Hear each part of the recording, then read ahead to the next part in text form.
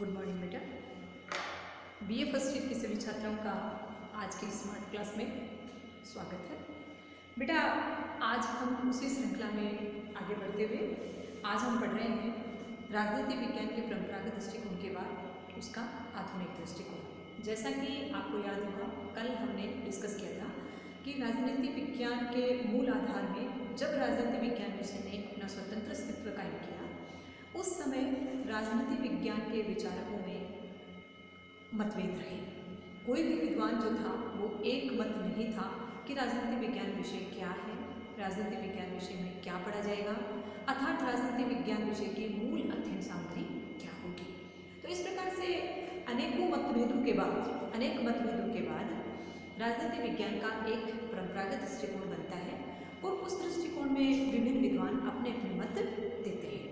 विभिन्न विद्वानों ने अपने अपने तरीके से राजनीति विज्ञान की अध्ययन सामग्री को तय करने के लिए अपने अपने वक्तव्य दिए, जिसमें सबसे पहले, जैसा कि आपको विदित है, कल मैंने आपको बताया था कि राजनीति विज्ञान राज्य का अध्ययन करता है। कुछ विद्वान कहते हैं राजनीति विज्ञान सरकार का अध्ययन करता है। तो कुछ विद्वान ये कहते हैं कि राजनीति विज्ञान राज्य और सरकार तक सीमित नहीं होकर के राजनीति विज्ञान में राज्य और सरकार दोनों का अध्ययन किया जाएगा और तब जाकर के राजनीति विज्ञान एक संपूर्ण विषय होगा। इस प्रकार से राजनीति विज्ञान का ये परंपरागत दृष्टिकोण जो था वो विभिन्न विद्वानों के मतानुसार राज्य और सरकार तक सीमित हुआ। इसके बाद राजनीति विज्ञान में जो है उनके अध्ययन का मेथड क्या होगा, उनके अध्ययन सामग्री क्या होगी, ये मैंने आपको कल बताया। और अध्ययन पद्धतियों में उनके अध्ययन करने का तरीका क्या क्या होगा, तो वो 4 प्रकार के अध्ययन पद्धतियों के नाम मैंने आपको बताया। इसके बाद हमने पढ़ा कि कुल मिलाकर जब अध्ययन पद्धतियाँ ये हुई, राज्य और सरकार का अध्ययन जब परंपरागत दृष्टिकोण जो है उसके अनुसार करता है राजनीति विज्ञान, तो फाइनली इनकी विशेषताएं क्या बनी। तो राजनीति विज्ञान की विभिन्न विशेषताओं का मैंने इसका सामने किया और इस प्रकार से हमने एक कंक्लूजन निकाला कि जो मूलतः है राजनीति विज्ञान का जो परंपरागत दृष्टिकोण है वो राजनीति विज्ञान को मूल्यों से बांध लेता है, नैतिक मूल्यों की बहुत बात करता है। दूसरी बात, वो व्यक्तिनिष्ठ अध्ययन है। तीसरी बात कि वो कल्पनाओं पर आधारित है और चौथी बात कि वो बहुत ही संकुचित हो गया, बहुत ही संकीर्ण अध्ययन करता है, क्योंकि राजनीति विज्ञान को वो राज्य और सरकार तक सीमित कर देता है। तो बेटा इस प्रकार से ये जो बात है ये कंप्लीट परंपरागत दृष्टिकोण को पूरा कर देता है। इसमें मोटी मोटी जो चीज़ें थी वो मैंने आपको बताई। विभिन्न विद्वानों के नाम मैंने इसमें आपको दिए, गार्नर है, लेकोक है, एक्टन है, ब्रनस्ली है, ये इत्यादि जो विद्वान हैं ये मुख्यतः है परंपरागत दृष्टिकोण के विचारक हैं और इन्होंने राजनीति विज्ञान को राज्य और सरकार का अध्ययन करना बताया। इसके बाद अब क्या होता है, अब राजनीति विज्ञान एक नए युग में प्रवेश करता है, एक नई सोच की शुरुआत यहाँ पर होती है और वो जो नई सोच है वो आधुनिक दृष्टिकोण कहलाया। ये बात आप लोग कह सकते हैं कि 1960 के दशक के बाद की बात है और आधुनिक दृष्टिकोण का विचार जो है वो मुख्यतः आप मान सकते हैं द्वितीय विश्व युद्ध के बाद अस्तित्व में आया। इससे पहले राजनीति विज्ञान परंपरागत दृष्टिकोण के तहत एक सीमित सा विषय था जिसमें मूल रूप से राज्य और सरकार का अध्ययन किया जाता था। लेकिन द्वितीय विश्व युद्ध जब हुआ, दुनिया की सभी देशों की राजनीतिक जो व्यवस्थाएं थी वो चरमरा गई। राजनीतिक संकट पूरी दुनिया के देशों के सामने एक विकराल रूप लेकर खड़ा हो गया और ऐसे में कैसे उस राजनीतिक संकट से दुनिया को उबारा जाए, जो संकट राज्य सरकारों पर आया हुआ था उस संकट से कैसे बाहर निकला जाए, कैसे राजनीतिक नए नियमों और सिद्धांतों का जो है बने कि जिससे नई एक राजनीतिक व्यवस्था शांतिपूर्ण तरीके से कायम हो सके। कहने का तात्पर्य ये है कि अनेकों जो प्रॉब्लम्स थी उनका निराकरण जो है वो कैसे किया जाए, ये बात जो है वो राजनीति विज्ञान के समक्ष था। कहने का तात्पर्य कि राजनीति विज्ञान पर एक बहुत बड़ा उत्तरदायित्व जो था, एक बहुत बड़ी जिम्मेदारी जो थी वो आ गई। अनेकों ऐसे सवाल राजनीति विज्ञान के समक्ष मुंह बाए खड़े थे कि अब उनका जवाब देना राजनीति विज्ञान के लिए अपरिहार्य हो गया था। दूसरी जो बात थी वो एक और थी और वो थी कि राजनीति विज्ञान के समकक्ष जो अन्य समाज विज्ञान थे उन्होंने अपने अपने क्षेत्र में इतनी तरक्की कर ली, इतनी उन्नति और प्रोग्रेस उसमें हुई कि वो सभी विषय जो थे वो अपने आप को आज चरम पर मान रहे थे। लेकिन राजनीति विज्ञान वही अपनी उसी यथास्थिति में पड़ा था। इसके लिए विभिन्न सवालों का समाधान करने के लिए विभिन्न राजनीतिक दुनिया के विचारक जो हैं वो अमेरिका के शिकागो विश्वविद्यालय में इकट्ठे होते हैं। दुनिया के सभी भारत से भी कुछ विद्वान जो है वो शरीक करते हैं उसमें। और कहने का मतलब ये है कि दुनिया के अधिकांश देशों से विभिन्न राजनीतिक विचारक जो हैं वो शिकस्त करने पहुंचते हैं और अपना अपना व्यू लेकर के जाते हैं कि किस तरह से सेकेंड वर्ल्ड वार के बाद, जो कि आप जानते हैं बेटा, सेकेंड वर्ल्ड वार पहला आणविक युद्ध था जिसमें सबसे पहले अणु परमाणु बम का इस्तेमाल किया गया था। और आप सबको विदित होगा ही कि जापान के हिरोशिमा और नागासाकी दो ऐसे महानगर थे, शहर थे। महानगरों पर अमेरिका ने सबसे पहले उन पे बम गिराए और करीब 7 लाख लोग उस रास्ते में खत्म हो गए। कहने का मतलब ये था कि ऐसा मंजर जो सेकेंड वर्ल्ड वार में हुआ वो दुनिया के सामने एक पहला, आप लोग कह सकते हैं कि पहला ऐतिहासिक घटनाक्रम था जो उस समय घटित हुआ। दुनिया पूरी हिल चुकी थी, अंदर से कांप चुकी थी कि ऐसा भयानक युद्ध अगर भविष्य में फिर कभी लड़ा गया तो इस पृथ्वी पर मानव का नामो निशान मिट जाएगा, पूरी तरह से उसका अस्तित्व खत्म हो जाएगा। क्योंकि अणु परमाणु युद्ध का जो भयानक विस्फोट, भयानक जो आप लोग कह सकते हैं कि प्रभाव दुनिया के देशों पर पड़ा, वो एक ऐसा विदारक दृश्य था कि उसके नाम से लोगों की रूह हिल गई और सभी दुनिया के देश एक शांति प्रिय अपनी शासन व्यवस्था को कायम करने के लिए प्रयत्नशील होने लगे। और यह जिम्मेदारी अब राजनीति विज्ञान के सर पर थी कि वो कैसे इस विपरीत परिस्थिति से दुनिया के देशों को बाहर निकाले, इस राजनीतिक संकट से मुक्ति दिलाए। इसके लिए विभिन्न विद्वान जो है भयंकर शोध में लग गए, जबरदस्त उन्होंने अध्ययन किया और एक ऐसी शासन व्यवस्था की स्थापना करने के लिए प्रयत्नशील हुए। नए नए सिद्धांतों का निर्माण राजनीति विज्ञान के अंतर्गत किया जिससे राजनीति विज्ञान अपने वर्तमान स्वरूप को प्राप्त कर पाए। इसी बीच बेटा एक बात और होती है कि राजनीति विज्ञान जो आप यूँ कह सकते हैं कि कई विद्वान ऐसे कहते हैं कि राजनीति विज्ञान जो है वो अध्ययन जो करती है वो केवल सैद्धांतिक होता है, उसको व्यवहारिक नहीं कहा जा सकता। कहने का तात्पर्य कि आप किताबों में पढ़ते हो तो हर एक समस्या का निदान आपको मिलता है, लेकिन आप एक्चुअल में जब शासन व्यवस्थाओं को देखते हो, उन शासन व्यवस्थाओं के अंतर्गत जब आप जीते हो तो शासन व्यवस्थाओं में उन सिद्धांतों का बोलबाला पाया जाता है। वहाँ पर ऐसा कहीं कुछ होता नहीं है जिसके आधार पर आप ये कह सको कि राजनीतिक व्यवस्था में इतने अच्छे सिद्धांत थे, उनके अकॉर्डिंग शासन व्यवस्था मिल चल रही होती है। तो कहने का मतलब ये था कि जो सैद्धांतिक बातें थी उन बातों को व्यवहार में लागू करना भी राजनीतिक व्यवस्था के सामने एक बहुत, राजनीतिक शास्त्र के सामने एक बहुत बड़ा संकट था। अब आधुनिक दृष्टिकोण में एक नई सोच लेकर के, जिसमें सबसे पहले शिकागो विश्वविद्यालय में चार्ल्स मेरियम नामक विद्वान जो थे उन्होंने इसकी सबसे पहले अगुवाई की और विश्व के अनेक विद्वानों ने उसमें शिरकत की और सब विद्वानों ने अपने अपने तरीके से उसमें अपने व्यू पेश किए और सबने राजनीतिक संकट से उभरने का सुझाव जो है सम्मेलन में रखा। फाइनली एक नई सोच, इन सब विद्वानों की सोच के बाद कुछ नए सिद्धांत इस सम्मेलन में बने जो राजनीतिक विज्ञान के आधुनिक दृष्टिकोण का आधार बने, जिन नियमों के आधार पर आप ये कह सकते हैं कि राजनीति विज्ञान की यहाँ से परंपरागत दृष्टिकोण की का जो है वो अंत होता है और एक नए युग की, एक नई सोच की शुरुआत होती है। आप कह सकते हैं कि नई सोच की शुरुआत सेकेंड वर्ल्ड वार के बाद 1945 से शुरू हुई, 1945 के बाद शुरू हुई और 1960 में इसने अपना क्रांतिकारी स्वरूप जो है धारण कर लिया। इन 1945 से लेकर के 1960 के दशक में राजनीति विज्ञान ने इतनी प्रोग्रेस की, इतनी तरक्की की कि वो आम आदमी की, हर एक व्यक्ति की, हर एक राज्य व्यवस्था का एक अहम पार्ट जो है वो राजनीति विज्ञान विषय बन गया। अब बेटा चार्ल्स मेरियम जो थे उन्होंने राजनीति विज्ञान विषय को जो है नई सोच का जामा पहनाया और वो आधुनिक दृष्टिकोण के नाम से माना जाने लगा। अब इसमें मैं आपको मोटे मोटे 4 बिंदु बताती हूँ, जिसमें सम्मेलन में विभिन्न विद्वानों ने अपने जो व्यूज रखे उनमें उन्होंने अलग अलग तरीके से बात रखी कि कुछ विद्वान ये मानते हैं, जैसे कि आपको पता है, आप पीछे पढ़ चुके हो, वही ट्रेंड चलेगा, उसी तरीके से मैं आपको बताती हूँ कि जहाँ परंपरागत दृष्टिकोण में कुछ विद्वान कहते थे कि राजनीति विज्ञान किसका अध्ययन है, राज्य का, फिर सरकार का। उन चीज़ों को रिपीट नहीं कर रही हूँ फिर से।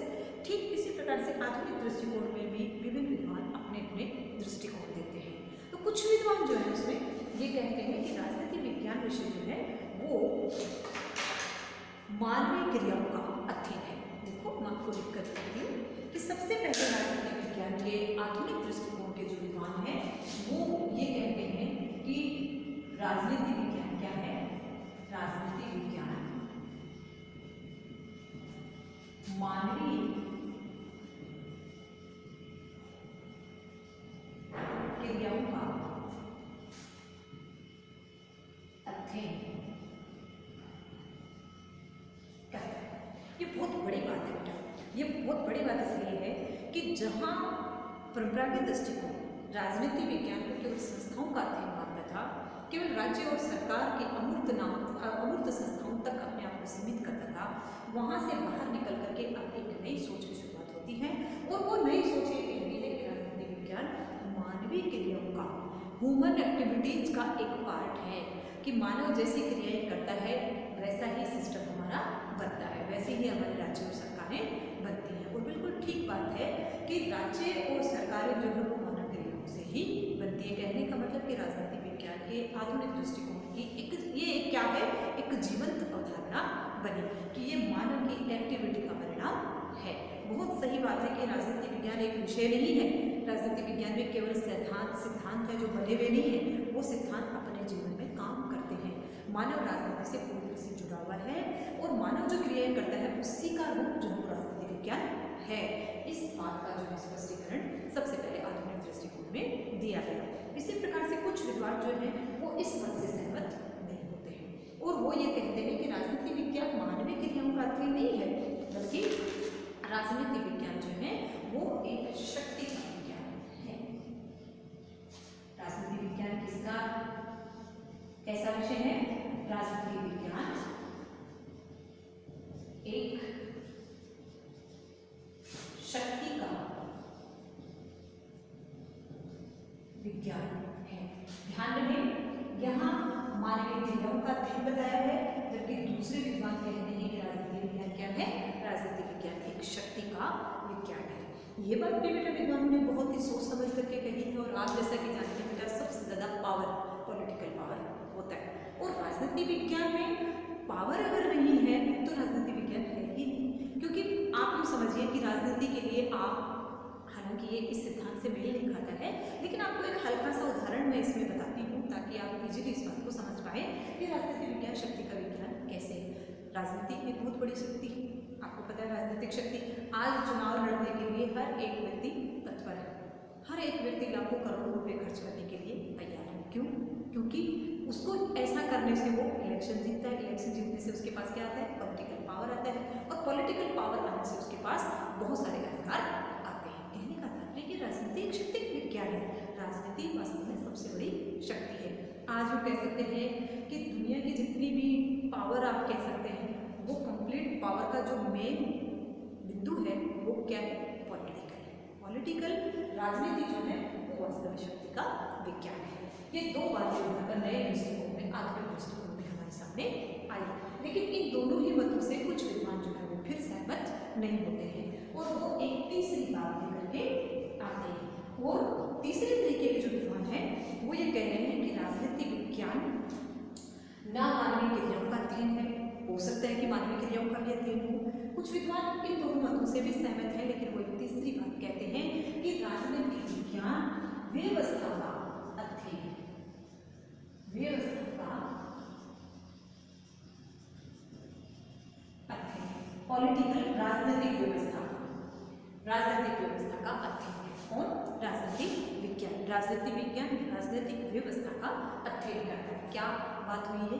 ये इस प्रकार से बात हुई कि एक सिस्टम है और सिस्टम जो है वो बिना राजनीति के नहीं हो सकता। क्या, कब, कैसे, किस प्रकार से करना है, किस प्रकार से जो करना है उनके लिए वो कानून बनाए जाए, कैसे उन कानून को, नियमों को लागू किया जाए। एक सिस्टम है, एक क्रम है, और क्रमबद्धता से समाज में व्यवस्था आती है, और इस व्यवस्था की स्थापना कौन करता है? राजनीति करती है। तो इस प्रकार से तीसरे विद्वान जो है वो अपना एक नया व्यू लेकर आते हैं, और वो ये कहते हैं कि हो सकता है राजनीति विज्ञान मानवीय क्रियाओं का अध्ययन हो सकता है, राजनीति विज्ञान शक्ति का अध्ययन भी करता हो, शक्ति का विज्ञान भी हो, लेकिन इसके साथ ही साथ सबसे बड़ी बात यह है, तीसरे विद्वानों का कहना है कि राजनीति विज्ञान व्यवस्था का अध्ययन है। जबकि तीन बातों से भी सहमत नहीं होने वाले व्यक्ति चौथे प्रकार के लिए निकलते हैं, और ये जो विद्वान है ये कहते हैं कि राजनीति विज्ञान निर्णय निर्माण का अध्ययन करते हैं। समझ में नहीं आया होगा आई थिंक। निर्णय निर्माण, इसको इंग्लिश में कहते हैं डिसीजन मेकिंग। निश्चित बात है बेटा कि राजनीति विज्ञान निसंदेह डिसीजन मेकिंग करता है। राजनीति विज्ञान में कंप्लीट सिस्टम है। राजनीति विज्ञान इसी वजह से शक्ति का विज्ञान है, और हर मानव से अपने आप को उस सिस्टम को जोड़ने की कोशिश करता है, इसलिए वो मानवीय क्रियाओं का भी अध्ययन करता है। और निर्णय निर्माण कहने का तात्पर्य कि अब क्या होगा, अब कैसे करना चाहिए, ये कौन निर्णय करता है? सरकार डिसीजन करती है। अब आप यूँ सोचिए कि आज आपके देश में अपनी वर्तमान स्थिति को देखते हैं, अभी कोरोना काल चल रहा है, और इस कोरोना काल में मोदी से सबकी अपेक्षाएं लगी हुई होती हैं कि मोदी क्या डिसीजन लेता है, मोदी क्या तय करता है। अगर हम अपने जो है राज्य सरकार की बात करें तो गहलोत पे सबकी नजरें टिकी हैं कि आपके एग्जाम कब होगी, आपके फॉर्म कब भरवाएंगे, आपका जो है वो सिलेबस कब, कितना डिडक्ट किया जाएगा, कितना रखा जाएगा, ये किस पे है, ये सभी निगाहें किस पे लगी हुई है? गवर्नमेंट पे लगी हुई है। वर्तमान समय में कौन है कर्ता धर्ता, कौन है डिसीजन मेकिंग? सरकार में जो व्यक्ति सरकार चला रहे हैं। कहने का मतलब कि पॉलिटिकल पावर है उनके पास जो है मानवीय क्रियाएं हैं, उनके पास डिसीजन मेकिंग का अधिकार भी है। और इस प्रकार से बेटा ये जो चार बातें हैं ये आपकी राजनीति विज्ञान के लिए अहम है, और ये चारों बातों में क्या निकल कर के आया है? राजनीति विज्ञान का आधुनिक दृष्टिकोण निकल कर के आया है।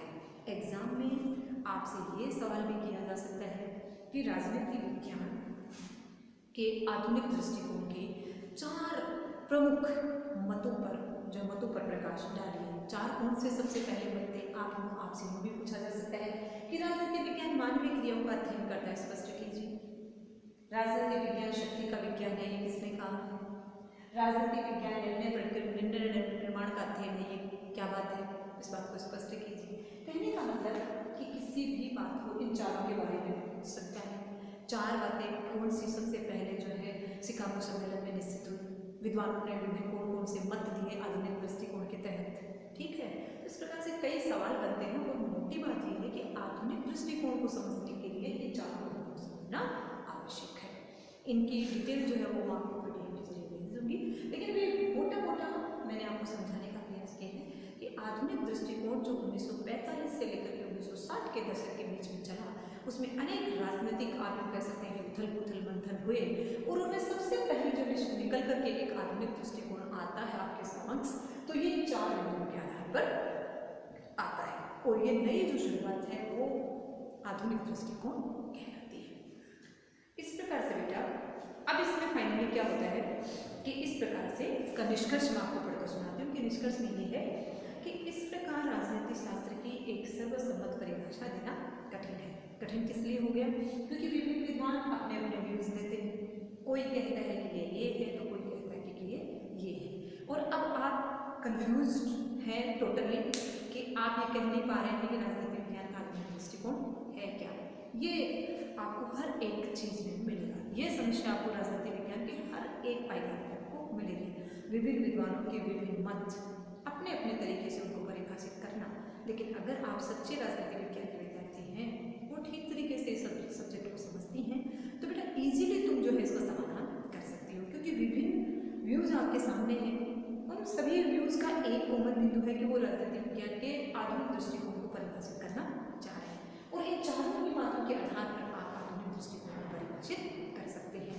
इसमें इन्होंने लिखा है कि अधिकांश विद्वान राजनीति विज्ञान को मानवीय क्रियाओं का अध्ययन, शक्ति का विज्ञान, राजनीतिक व्यवस्था का और निर्णय प्रक्रिया का विज्ञान जो है वो मानते हैं। तो इन चारों बिंदुओं को शामिल करके आपने क्या कहा कि इनके आधार पर एक नए आधुनिक दृष्टिकोण का जन्म होता है, शुरुआत होती है।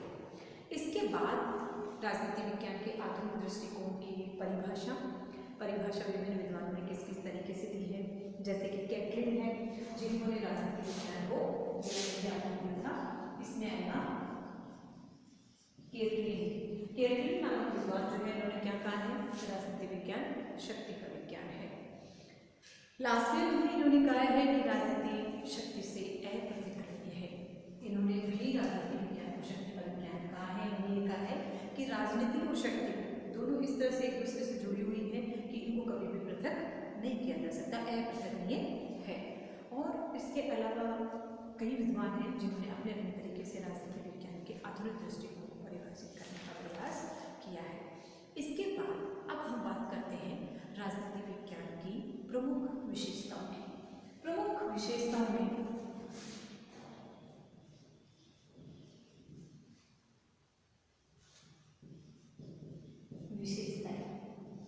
विशेषताएं बड़ा क्वेश्चन भी बनता है, विशेषताएं छोटा क्वेश्चन भी पूछा जा सकता है, 2 नंबर का, 5 नंबर का। आपको जो भी चीज़ें पढ़नी है बेटा वो आप इस तरह से पढ़ें कि उनमें आपको ये लगे कि इतनी जो चीज़ मैंने पढ़ी वो मुझे समझ आई और समझ के आधार पर मैंने इतने नंबर जो है वो तैयार कर लिए। आपको नंबरिंग के जो है हिसाब से चलना है कि परंपरागत दृष्टिकोण में इस तरीके के इतने क्वेश्चन इस प्रकार से पूछे जा सकते हैं और इनका आंसर मैं इस प्रकार से दे सकती हूँ। कितने डिटेल, कितना मुझे समझ में आया उतने ही मैं उसकी डिटेल दे सकती हूँ। तो इस प्रकार से आपको अब राजनीति विज्ञान के आधुनिक दृष्टिकोण की विशेषताओं पर फोकस करना है। विशेषताओं पे हम कल बात करते हैं।